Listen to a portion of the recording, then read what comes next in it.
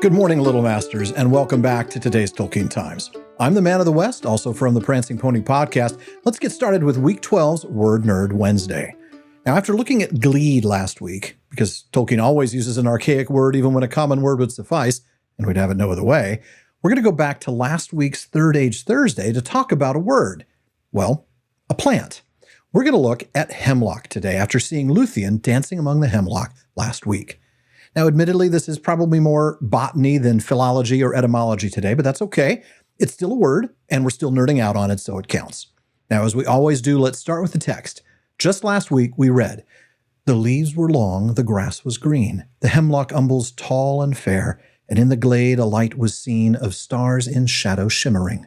Tinuviel was dancing there, to music of a pipe unseen, and light of stars was in her hair, and in her raiment glimmering."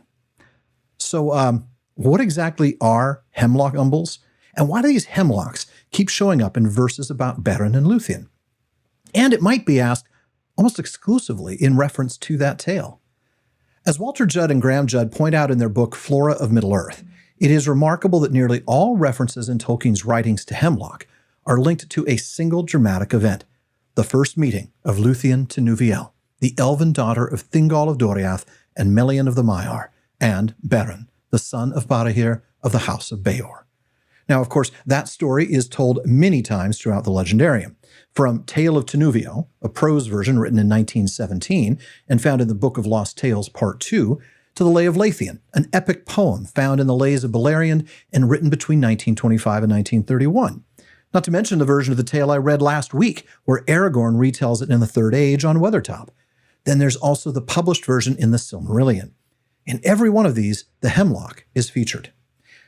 Now, in letter number 165, written to Houghton Mifflin, that's Tolkien's U.S. publisher, in 1955, Tolkien explains many things about himself. It was a way of getting some general but accurate information about himself out to journalists and others who were suddenly interested in writing about him. In that letter, he explains the kernel of the mythology, the matter of Luthien, Tinuviel, and Beren, arose from a small woodland glade filled with hemlocks, or other white umbellifers, near Roos on the Holderness Peninsula, to which I occasionally went when free from regimental duties while in the Humber garrison in 1918. Now, he reiterated this in a 1964 letter to Christopher Bretherton, this would be letter number 257, saying that the story of Beren and Luthien was founded on a small wood with a great undergrowth of hemlock. No doubt many other related plants were also there, near Roos in Holderness, where I was for a while on the Humber garrison.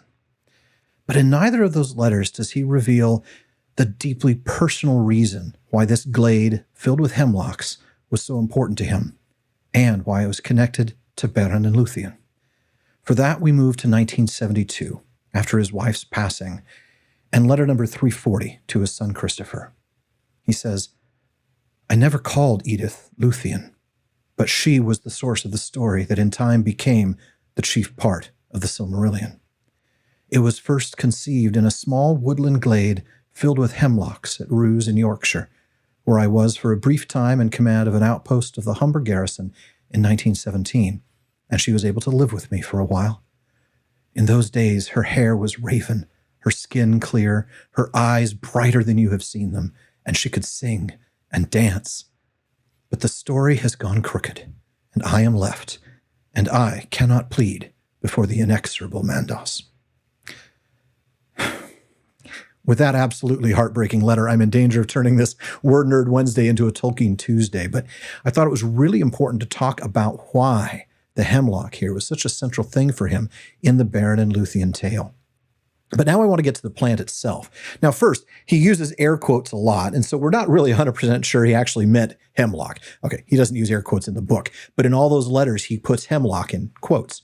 Now, yes, Judd and Judd say they've taken Tolkien literally here, but they add, "This species has an unpleasant odor, and it has been suggested that the actual species at Roos in Yorkshire was either hogweed, Heracleum spondylum, or even more likely, cow parsley, Anthriscus sylvestris." Now, in his book, Tolkien and the Great War, John Garth argues convincingly, at least to me, that the plant in Roos was cow parsley. From page 238. "When duty permitted, they, Tolkien and Edith, would stroll in a nearby wood, which Roos tradition identifies as Dense Garth at the south end of the village, beside the parish church of All Saints. Here, at the feet of the ash, oak, sycamore, and beech trees, tall flowers with white umbels burst into bloom from mid-April until the end of May. The flowers, Anthriscus sylvestris, are what books might call cow parsley, wild chervil, or Queen Anne's lace, among many other names. But Tolkien referred to all such white-flowered umbellifers, and not just the highly poisonous Conium maculatum, by the usual rural name of hemlock. Garth quotes Christopher Tolkien as saying that his father regarded the restriction of a vernacular name to this or that species within a large group of plants not easily distinguishable to the eye as the pedantry of popularizing botanists, who ought to content themselves with the Linnean names. Tell us what you really think, Professor. So now that you've heard some of the other names along with Garth's description, you can picture them. Tall stems growing quickly in the summer, especially in the shade, along woodland edges and hedgerows with big bunches of small white flowers.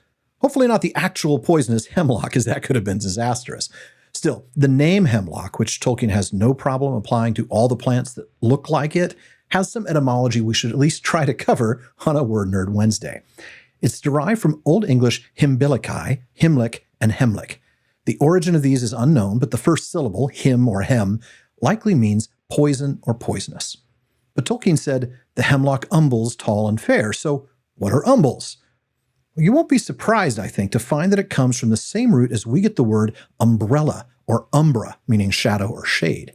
It is a reference or description of the plant's architecture, the way the flowers have stalks that arise from a common point. It comes from a family of plants called umbellifers. That family includes carrots, celery, and parsley, and there are over 3,000 species. Folks, that is it for today's Word Nerd Wednesday, which was kind of a Botany Wednesday and a Tolkien Tuesday combined. But come back as we wander the wide, wild, wonderful world of words weekly on Wednesdays. And if there's a word you want to know more about, please let me know by emailing barliman@theprancingponypodcast.com. Hey, the Patreon for the TTT launched over the weekend. Please consider supporting the show as I work to make it your best source for high-quality daily content. You can get things like an ad-free feed, hang out with me and other patrons, priority for the mailbag and readings, and even a bonus episode every week. So go to patreon.com/Tolkien Times and sign up today. Finally, join me again tomorrow on today's Tolkien Times for Third Age Thursday. Please like and subscribe on YouTube, follow or subscribe on your podcast apps, follow @Tolkien Times on Instagram, Twitter, and TikTok, and as Faramir says, go with the goodwill of all good men.